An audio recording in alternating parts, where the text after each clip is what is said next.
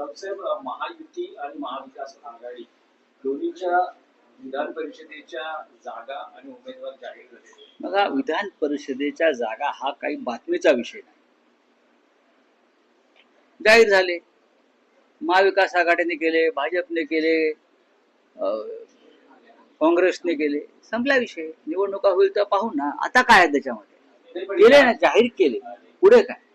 महायुतीत अनेक असे उमेदवार आहेत जे पक्षाबाहेरून नुकतेच आलेले बघा, आहेत. ही भारतीय जनता पक्षाची परंपरा आहे. प्राजक्तनपुरे काल मागची निवडणूक भाजप विरुद्ध लढले, त्याच्या आधी लढले, वर्षानुवर्ष लढले. आता प्राजक्तनपुरे यांना भारतीय जनता पक्षानं पायघड्या घातल्या का?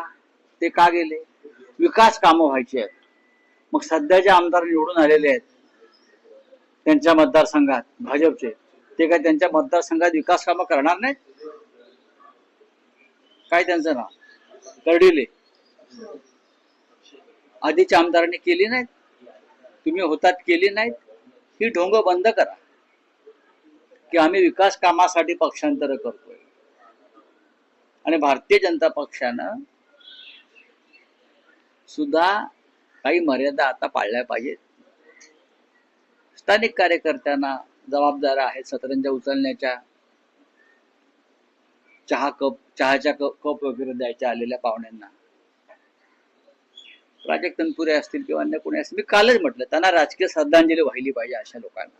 नाही, पण रावसाहेब, सगळ्यात लक्षवेधी अशी उमेदवारी जी सुप्रिया सुळेंचे व्याधी लखानी यांना उमेदवारी देण्यात आली. त्याच्यामध्ये लक्षवेधी असं काय जर मला कोणी सांगितलं तर त्याच्यावरती मी मत व्यक्त करेन.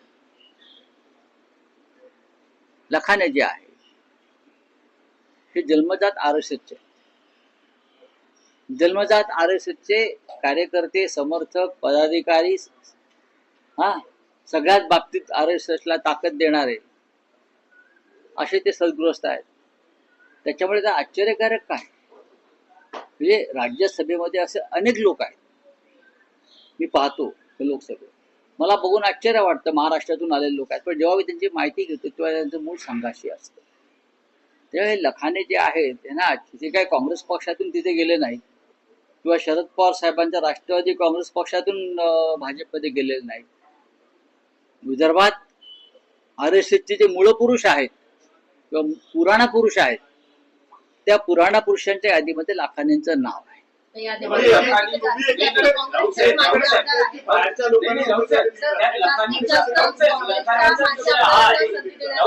ज्यावेळेस सुप्रिया सुळे थांबा, त्यांचा प्रश्न आहे काय? एकीकडे तुम्ही सांगतायत की बाहेरच्या आलेल्या लोकांना उमेदवारी दिली जाते, तो दुसरीकडे तुम्ही आता सांगतायत की लखानी RSSचे आहेत त्यांना उमेदवारी दिली जाते. RSS आणि भाजपमध्ये काय, तुम्ही जर अभ्यास केला पाहिजे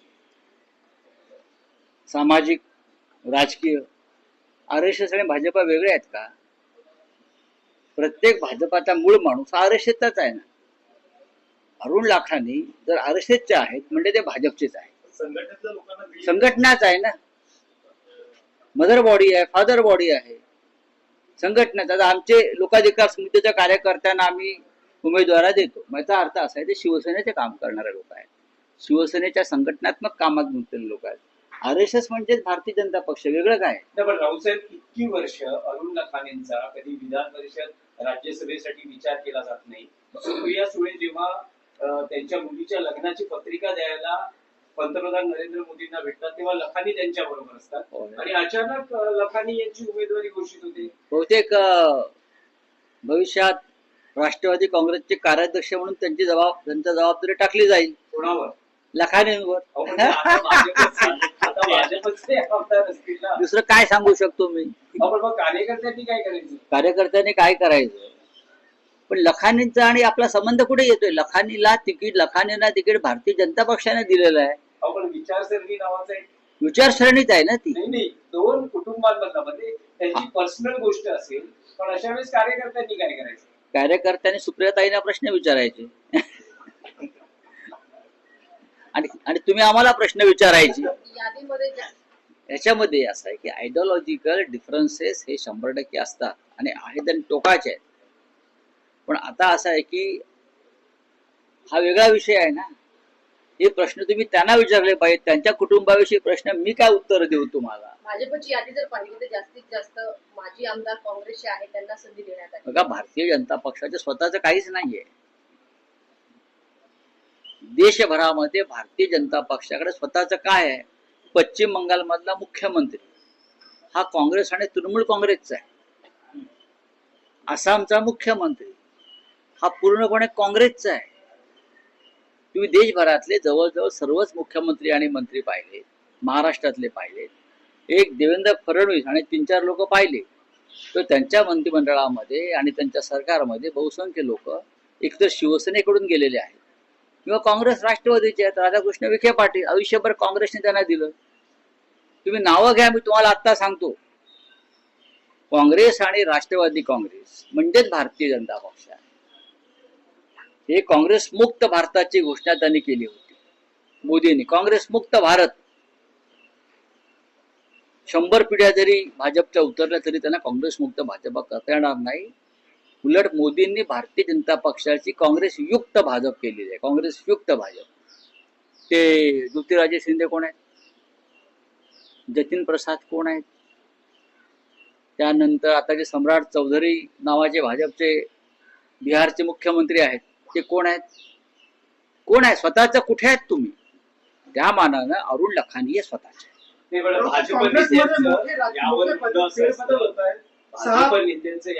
भाजप नेत्यांना स्वतःच असं काही म्हणलं नसतं. त्यांना मोदींचे विचार पटले, मोदींच्या विकासाचा मुद्दा पटला. मोदींचा एखादा मुद्दा जर मला कोणी समजून सांगितला विकासाचा, तर मी पण भाजपमध्ये जाईल.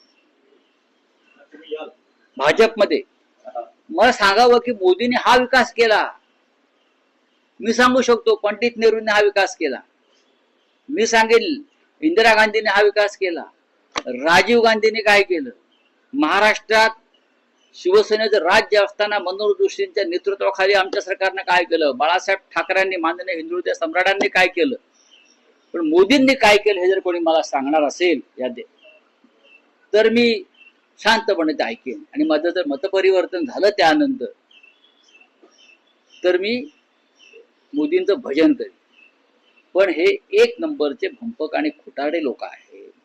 भ्रष्टाचाराविरुद्ध लढण्याच्या गोष्टी करायच्या, भ्रष्टाचार मुक्त देशाच्या गोष्टी करायच्या आणि देशभरातले सगळे ओवाळून टाकणारे भ्रष्ट गुन्हेगार हे आपल्या पक्षात घ्यायचं. हा मोदींचा विकास असेल तर तो मला मान्य नाही. मोदींनी 2014 साली जी भूमिका घेतली होती संसदेच्या पायरीवर डोकं ठेवून, ती आज अस्तित्वात आहे का? नाही.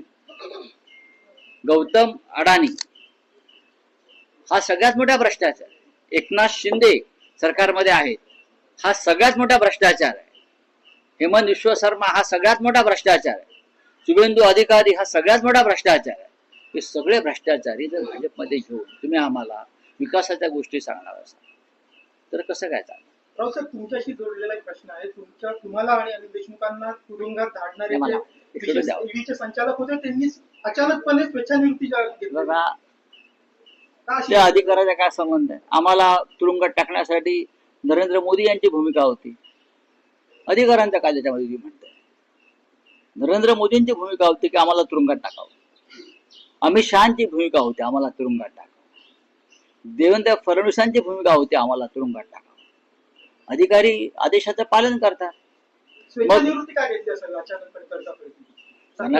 माझ्याकडे नंबर आहे त्यांचा, देतो, विचारा तुम्ही त्यांना. सर, एक विषय होता की महायुतीचं विधान परिषदेचं झालंय, जे नांदेड आणि नाशिकचं होतं, त्यापैकी नाशिकची उमेदवारी जाहीर झाली आहे का? अनिल कदम जे माजी आमदार आहेत त्यांना उमेदवार घोषित केला आहे का? नांदेडमध्ये कोण असणार आहे? या 2 जागांच्या बाबतीत जो एक लक्षात घ्या, मी तुम्हाला आधी म्हणालो की या प्रक्रियेत मी स्वतःहून नाहीये. आमचे एक दुसरे प्रमुख लोक आहेत ते त्याच्यामध्ये इन्व्हॉल्व आहेत. मला वाटतं अंबादास दानवे आहेत, अनिल परब आहेत, मिलिंद नारळकर आहे. ते ह्या संदर्भात काम करत आहेत. जर त्यांना काही मदत लागली, सहकार्य लागलं तर आम्ही करतो.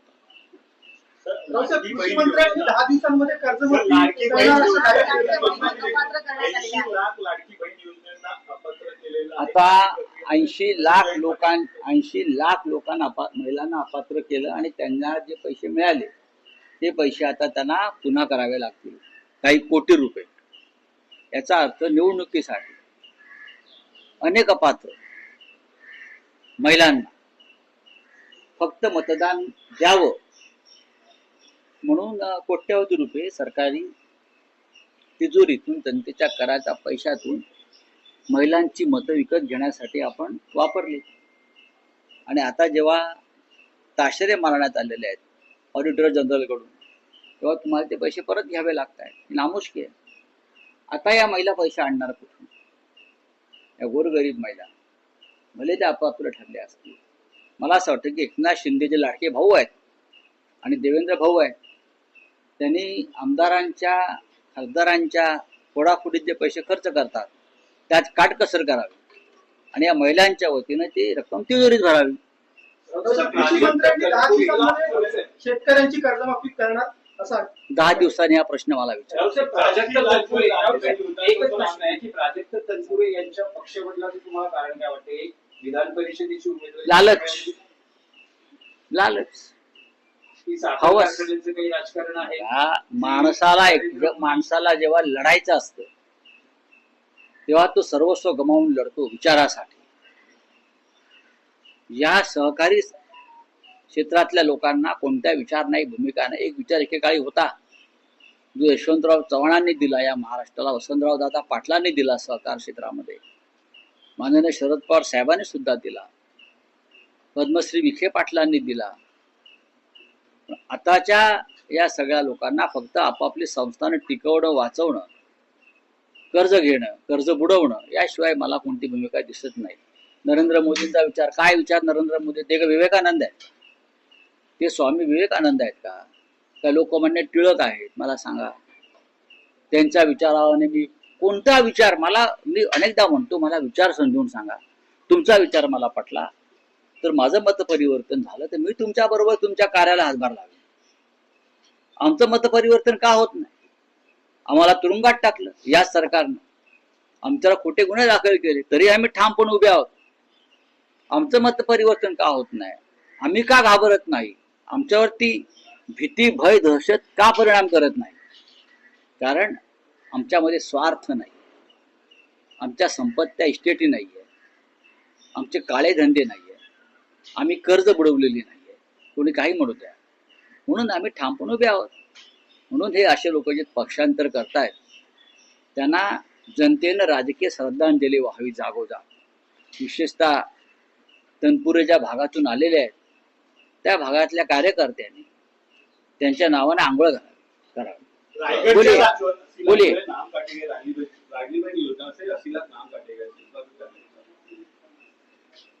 मैं क्या बोल सकता हूँ? एकनाथ शिंदे और देवेंद्र फडणवीस ने इस योजना का श्रेय लिया था कि हम आपके भाई हैं, आप हमारी लाडली बहन हैं, हम आपको हर महीने 1500 रुपया देंगे.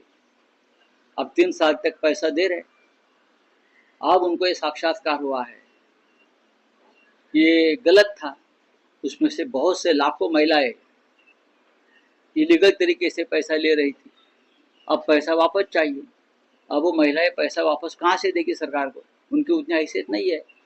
तो देवेंद्र फडणवीस और एकनाथ शिंदे जो करोड़ों रुपया राजनीति में खर्चा करते हैं, विधायक खरीदने के लिए, सांसद खरीदने के लिए, उसमें थोड़ी बचत करिए और महिलाओं की तरफ से वो पैसा जनता की तिजोरी में डाल दीजिए. और क्या मैं बोल सकता हूँ? चलिए सरकार को पूछिए. श्री राम बोलिए. मैंने बोला श्री राम बोलिए, नमो नमो बोलिए, सब कुछ हो जाएगा. सस्ता महंगाई कंट्रोल में लाना मोदी जी की बस की बात कभी नहीं थी और न रहेगी. ये सरकार का एक काम ही नहीं है. उन्हें कोई अर्थशास्त्र समझता नहीं है. Thank you. सर एक रायगड संदर्भात